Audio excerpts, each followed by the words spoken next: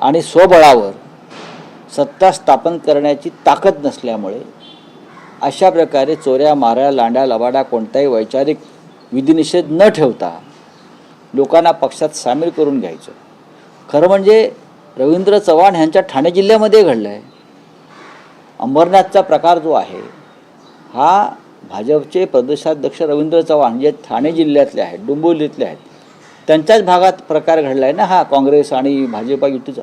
त्यांना कळू नये की त्यांचं ज्यामागे कारस्थान होतं. असे अनेक प्रकार या राज्यामध्ये घडत आहेत. परळीमध्ये शिंदे शिवसेना MIM आणि राष्ट्रवादी अजित पवार गट. मग आता आम्ही नवाब मलिक यांच्या मांडीला बसणार नाही वगैरे असे ते सांगत होते. तुमच्या सरकारमध्ये धर्मांध आणि राष्ट्रद्रोही लोक आहेत असे सांगणारे हे लोक आहेत ना. मग MIM बरोबर बसतात, काँग्रेस बरोबर बसतात. त्यांना काँग्रेसचा प्रचंड राग तिटकारा होता शिंद्यांना किंवा भाजपला. मग आता तुम्ही काँग्रेस बरोबरही बसताय मांडीला मांडी लावून आणि MIMच्या लोकांनाही मांडीवर घेऊन बसताय. त्याच्यावरती उत्तर द्या ना.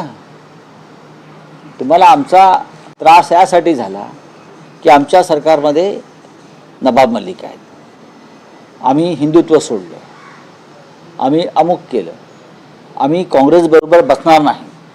बरं का, हे कोण म्हणत होतं? मेंदे म्हणत होते. आम्हाला काँग्रेसचा विषय प्रचंड घृणा आहे. मग आता काय, तुमचा मित्रपक्ष काँग्रेसबरोबर आहे, तुम्ही बीडमध्ये काँग्रेसबरोबर अलायन्स करताय, MIM बरोबर अलायन्स करताय, हा कशाला लोकांना फसवताय? पण सर, राऊतसाहेब महाराष्ट्रात सत्ता स्थापनेसाठी जे काही पॅटर्न अस्तित्वात येतात सर्वच राजकीय पक्षांनी वैचारिक म्हणजे विचारसरणी बाजूला ठेवून वैचारिक सुनता केली आहे. त्याला वैचारिक सुनता करणं म्हणतात. वैचारिक सुनता करणं. आम्ही राज ठाकरे यांच्याबरोबर आहोत. आमच्याबरोबर शरद पवारांची राष्ट्रवादी काँग्रेस काही ठिकाणी आहे. पण साधारण काँग्रेस पक्षाबरोबर जेव्हा आम्ही महाराष्ट्रात सरकार स्थापन केलं आणि त्या सरकारमध्ये खरं तर एकनाथ शिंदे आणि त्यांच्याबरोबरची जी टोळी फुटली तेही सामील होते. तेही सत्तेचे भोग घेतच होते ना.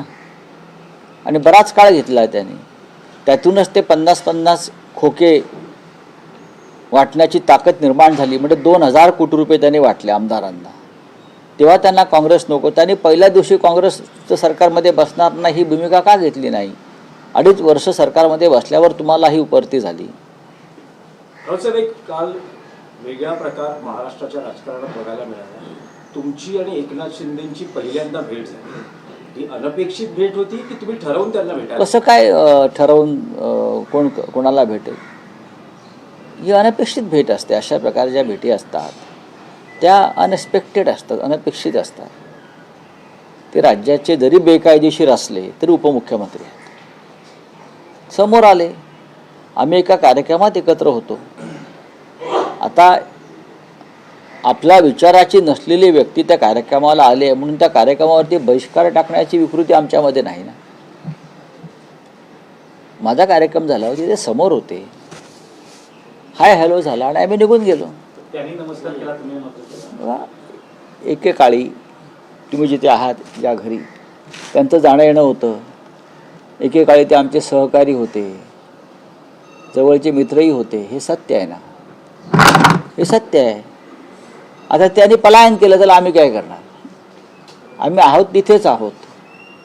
असं आहे की जे नीतिमान आणि निष्ठावान असतात त्यांच्यासमोर जे पळून जातात त्यांच्या नजरेला नजर ते भिडवू शकत नाहीत.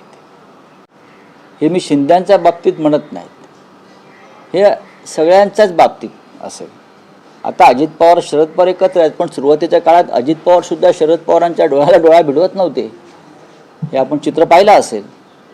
पण हे सर्वत्र आहे. अवघ्या काही सेकंदासाठी हा प्रसंग घडला त्यावेळेस शिंदेच्या जेव्हा तुम्ही समोर आला काय एकूण तिथे चित्र होतं किंवा तुम्हाला काय वाटलं? मला काही नाही वाटलं.